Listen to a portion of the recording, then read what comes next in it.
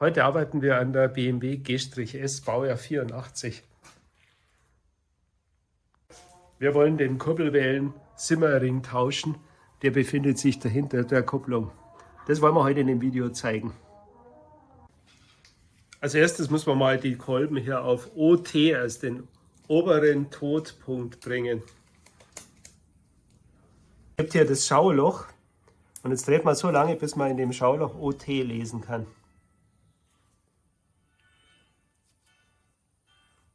Steht jetzt da drin, da steht OT und da muss dieser Stich vom OT mit dieser Kerbe hier übereinstimmen.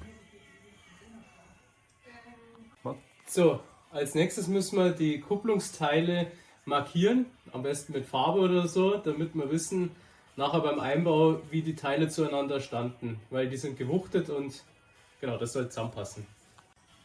Wir machen das ganz einfach mit ein bisschen weiße Acrylfarbe, dass man das sieht. Jetzt werden hier die äußeren Schrauben gelöst. Alles Inbusschrauben. Die Kupplungsscheibe war jetzt ziemlich verklebt, mussten wir jetzt rundherum lösen. Dazu haben wir einen Hebel benutzt und jetzt kannst du es abnehmen.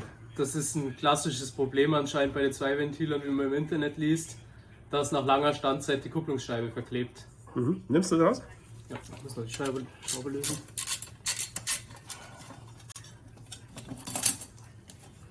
Sag mal die Teile, was jetzt alles rausgekommen ist. Da sieht man dann auch die Markierung. Okay. Nimmst du mal der einzelnen runter. Bevor wir jetzt hier weitermachen und die Schrauben hier lösen, müssen wir jetzt die Kurbelwelle fixieren, damit sie nicht nach vorne durchrutscht und innen drin Scheiben runterfallen. Genau, da sind nämlich Anlaufscheiben drin und wenn die im Motor runterfallen, dann ist es vorbei, dann muss der komplette Motor zerlegt werden. Das ist der größte Fehler, den wir machen. Also unbedingt Kurbelwelle fixieren. Jetzt nehmen wir als nächstes den Motordeckel vorne ab. Dazu löst man halt die Schrauben hier. Ab mit dem Deckel, 3 Schrauben.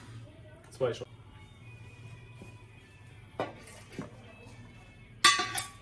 Jetzt haben wir die Kurbelwelle ordentlich fixiert vorne. Ihr seht, wir haben jetzt hier so einen Balken genommen. Den haben wir über die beiden Zylinder angespannt und der geht genau über die Kurbelwellenachse hier drüber. So, sieht man. Jetzt kann sie nicht mehr nach vorne abhauen, alles gut. Super stabil.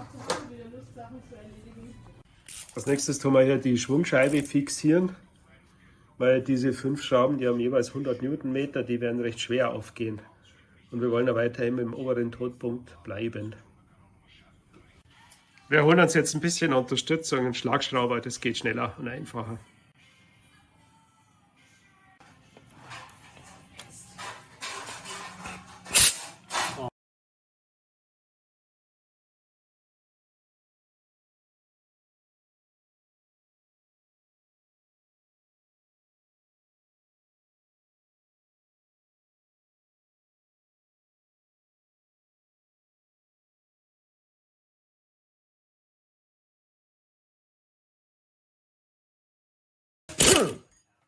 Geht die Schwungscheibe raus.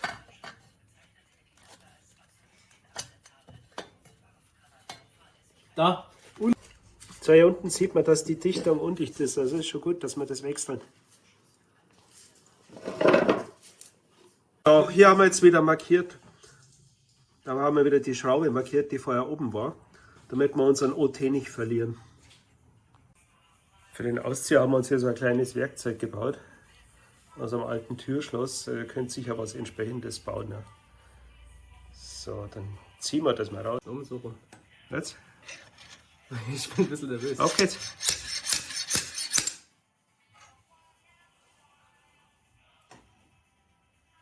Die Dichtungsarbeit offengelegt und da hinten das Braune ist auch so eine Anlaufscheibe, die theoretisch nach unten durchfallen kann. Was uns jetzt nicht passiert ist, weil die Achse ja befestigt ist. Hier eine Schraube rein, damit wir das Teil dann rausziehen können. Ich glaube, das reicht schon. Die Schraube drin, jetzt kannst du es aushebeln. Gut. Das hat geschmeidig Jetzt kommt der geklappt. neue rein dann. Fürs Einsetzen von dem Simmerring gibt es ein eigenes Werkzeug. Sagen wir gleich, wie das verwendet wird. Jetzt wird der Ring auf das Werkzeug gesetzt.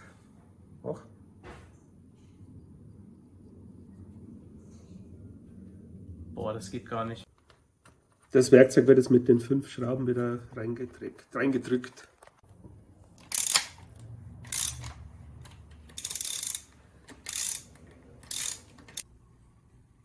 Der neue Simmering sitzt perfekt am Platz. Jetzt geht es wieder weiter mit dem Zusammenbauen. Hier sieht man übrigens gut das Gegenstück von dem Simmering, aber man sieht auch genau die Linie, an der die Dichtung läuft. Und diese Linie sollte nicht eingelaufen sein. Wenn sie eingelaufen ist, muss das Teil erneuert werden. Ansonsten wird wahrscheinlich keine Dichtigkeit mehr. So, hier innen drin gibt es auch nochmal einen Dichtring, diesen roten, den muss man bei der Gelegenheit auch gleich mittauschen. Das ist die zweite Dichtfläche. Und jetzt kommt der neue wieder rein. Der Ring innen wird leicht eingeölt, aber außen darf kein Öl drauf sein. Auf der Dichtfläche. In der Gelegenheit machen wir jetzt auch gleich die Dichtung von der Ölpumpe mit. So, jetzt sieht man mal gut die Ölpumpe.